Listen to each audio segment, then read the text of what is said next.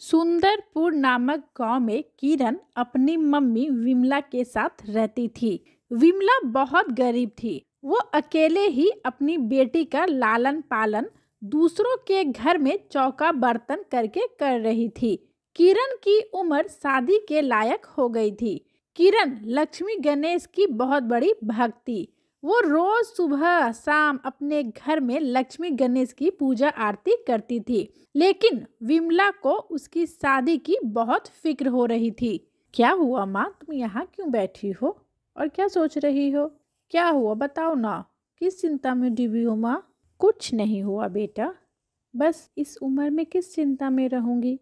जिसकी जवान बेटी घर में बैठी हो उसे और क्या चिंता होगी भला। माँ तुम चिंता मत कर, वैसे भी तेरे चिंता करने से कुछ नहीं होगा। जो भगवान की इच्छा होगी वही होगा। एक दिन उसी गांव में कुछ डॉक्टरों की टीम सरकार द्वारा आई, जहां मुफ्त में सभी की जांच आदि का निर्देश दिया गया था, जिसमें कुछ सरकारी डॉक्टर्स भी आए हुए थे।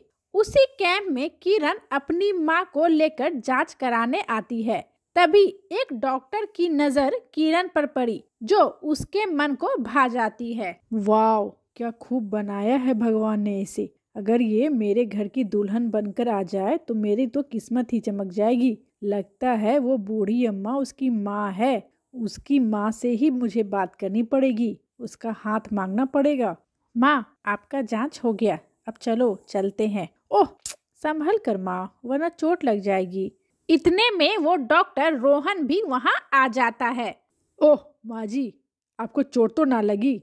चलिए मैं आप लोगों को घर छोड़ देता हूँ। आइए माँ जी, आइए मेरी गाड़ी में बैठिए। इस तरह रोहन किरण और माँ जी को अपनी गाड़ी में बैठाकर किरण के घर तक छोड़ देता है और रोज किरण की माँ का हाल पूछने घर भी आ जाता था।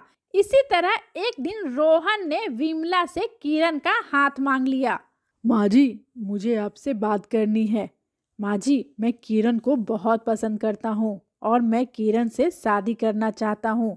माँ जी क्या आप किरण का हाथ मेरे हाथ में देंगे? हाँ बेटा, इससे खुशी की बात और मेरे लिए क्या हो सकती है। और तुमसे अच्छा लड़का किरण के लिए और कौन होगा। तुमसे अच्छा लड़का तो मिल ही नहीं सकता।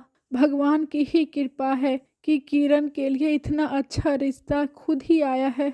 माँ लक्ष्मी गणेश की बहुत कृपा है मेरी बच्ची पर। इस तरह रोहन और किरण की शादी हो जाती है। विमला खुशी खुशी किरण को रोहन के साथ विदा कर देती है। रोहन किरण को लेकर शहर अपने घर लेकर पहुंचता है। रोहन की माँ और बड़ी भाभी पहले तो किरण को देखकर अपनाने से मना कर देती है, किंतु बाद में रोहन के लिए उसे अपना लेती है। किरण माँ के पैर छुओ, और ये भाभी है, भाभी के पैर छुओ। हाँ जी, रहने दे, ठीक है, खुश रह। हाँ हाँ ठीक है देवरानी जी।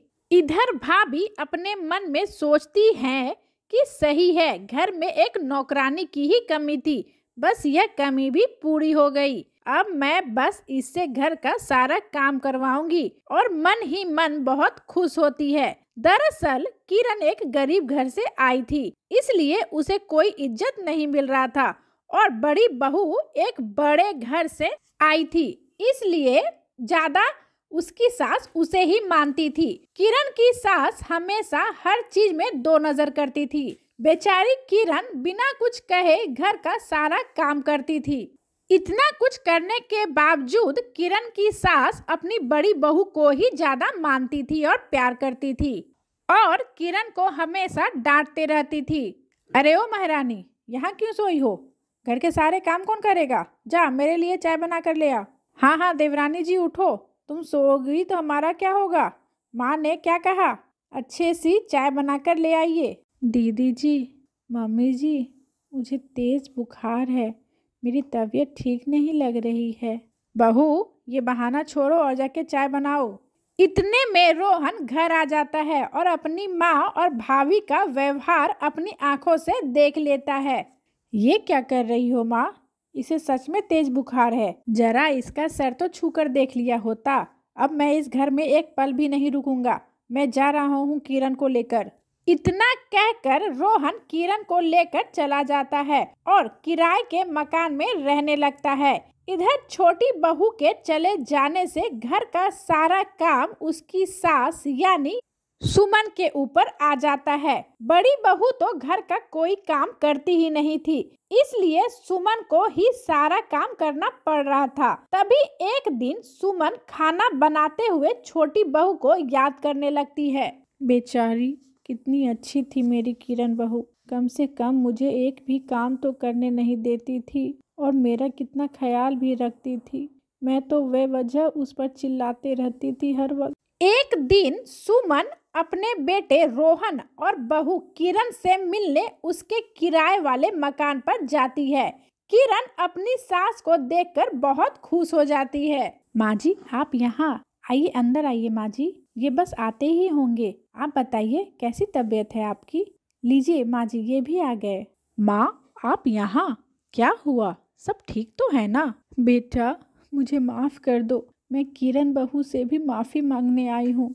बहू मुझे माफ कर दो, मैं तुम दोनों की गुनहगार हूँ, मुझे माफ कर दो और मेरे साथ घर वापस चलो, मैं तुम दोनों को घर ले जाने आई हूँ। दरअसल रोहन और किरण के घर से चले जाने से सुमन को अपनी गलती का एहसास हो गया था, जिसके कारण वो रोहन और किरण को अपने घर वापस ले जाने आई थी। अपने माँ के रोने और जिद के कारण रोहन अपनी पत्नी किरण और माँ के साथ घर वापस आ जाता है। उधर बड़ी बहू को भी अपनी गलती का एहसास हो जाता है और वो भी अपनी सास, देवर और देवरानी को घर वापस आए देख बहुत खुश हो जाती है।